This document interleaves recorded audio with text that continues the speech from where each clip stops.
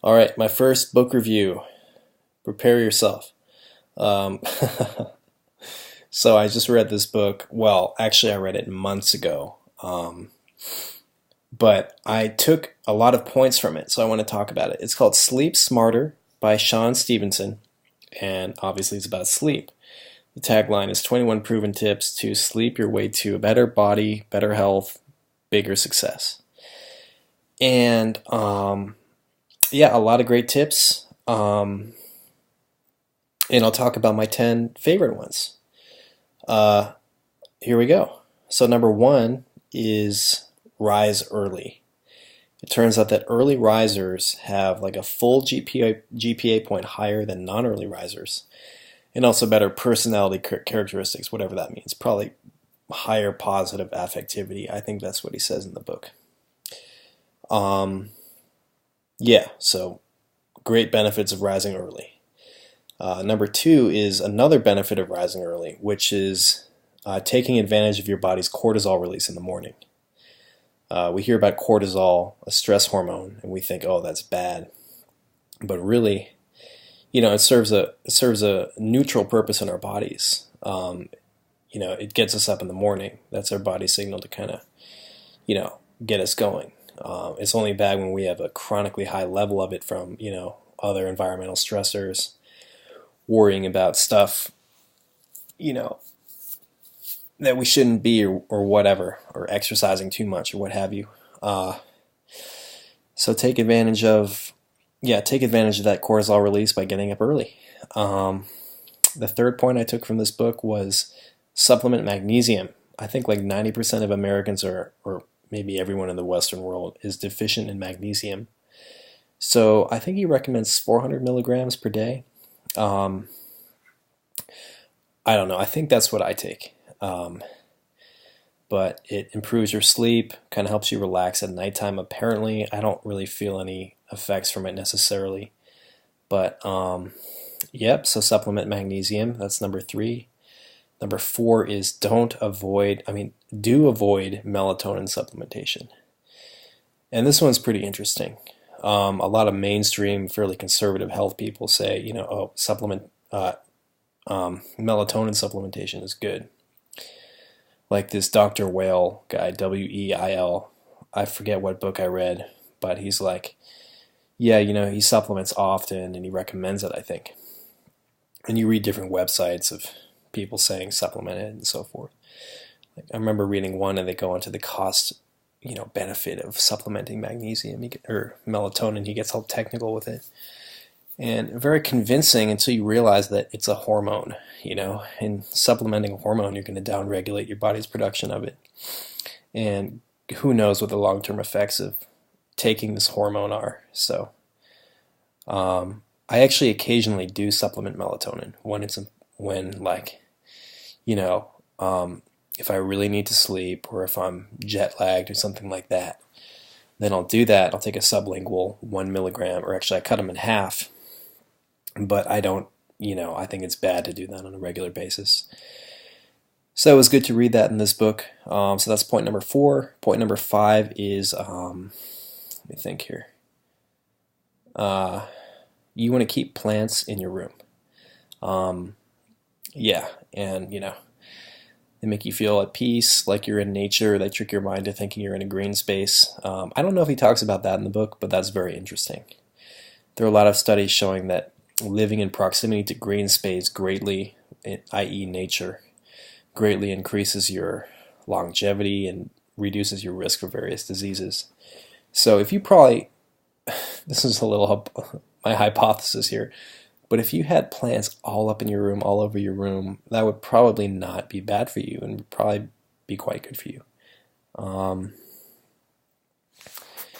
So yeah, so keep plants in your room. Also, cleans out the air and whatnot. And then he names a few plants specifically in the book that are best for like recycling oxygen or whatever. So check it out. That was my fifth point. My sixth point is keep electronics out of the room. So this one's a hard one for me. I know I keep my phone right next to my bed. Got computers in my room and all manner of things. So should really heed his advice on that one. Yeah, but I don't. All right, so keep electronics out of your room. That's number 6. Number 7 is black out your room completely. And this one's a lot easier said than done. I've tried to do this in various apartments, places I've lived, and it basically requires either getting this special blackout shades for your windows. And I'm not talking about like the roll down ones that roll down, leave gaps on the sides. You really have to like tape it up there. And even with tape, like light still gets in. I mean, completely black out your room. And I kind of forget what he says in the chapter. I'm sure he points to studies showing like how ambient light, there's a lot of these studies. They show that like, I think women who are on breast cancer treatments, and if they have ambient light in the room, it turns out to be ineffective. But if they sleep in complete darkness, then the cancer treatment is a lot more effective.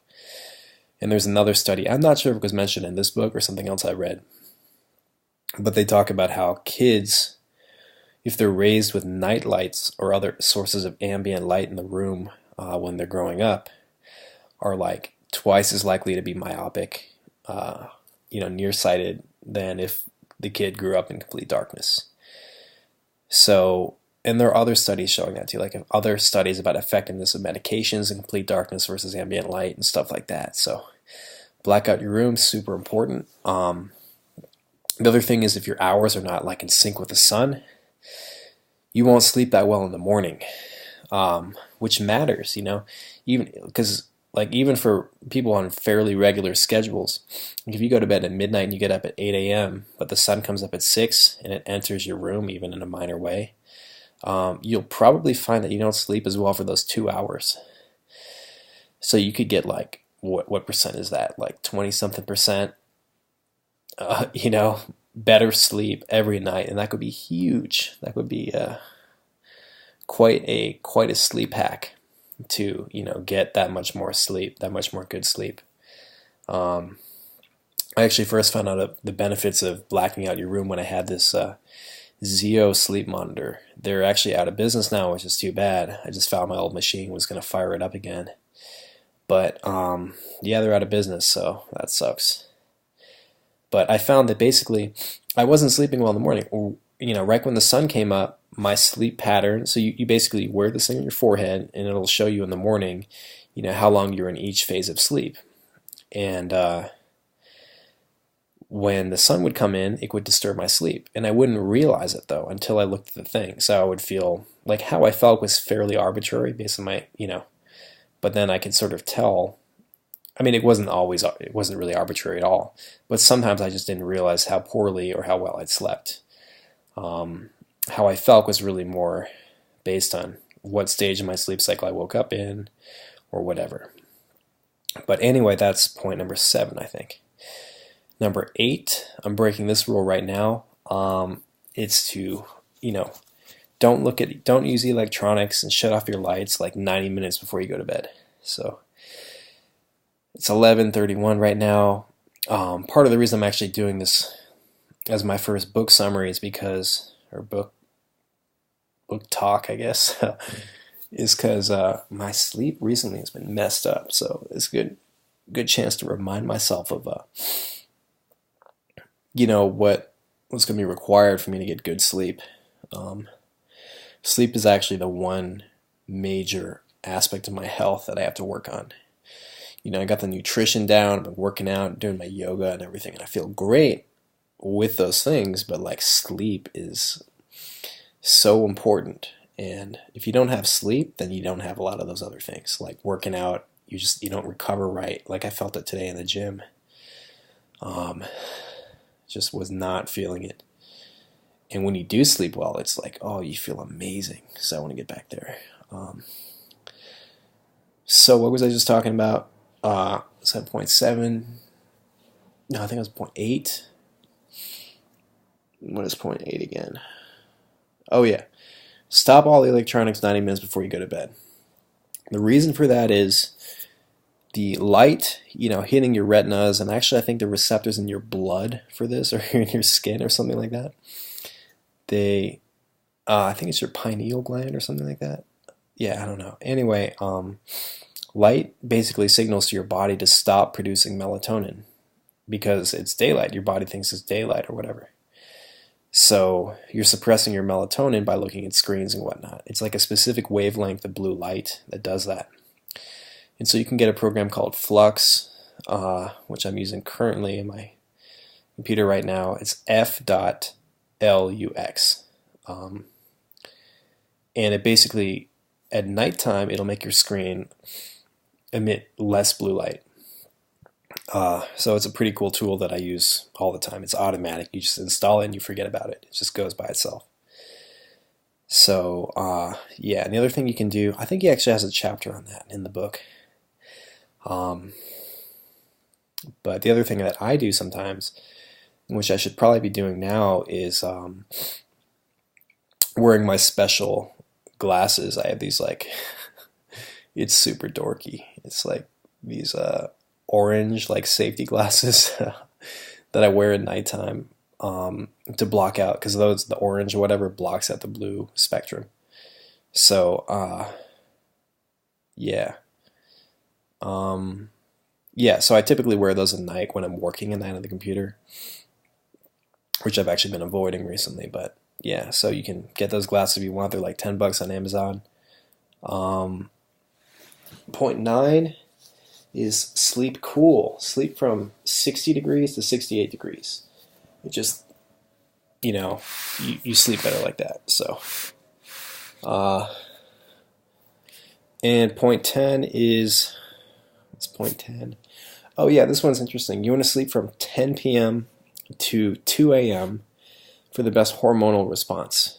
So I guess the most growth hormone is secreted during that time frame, most testosterone and what have you. And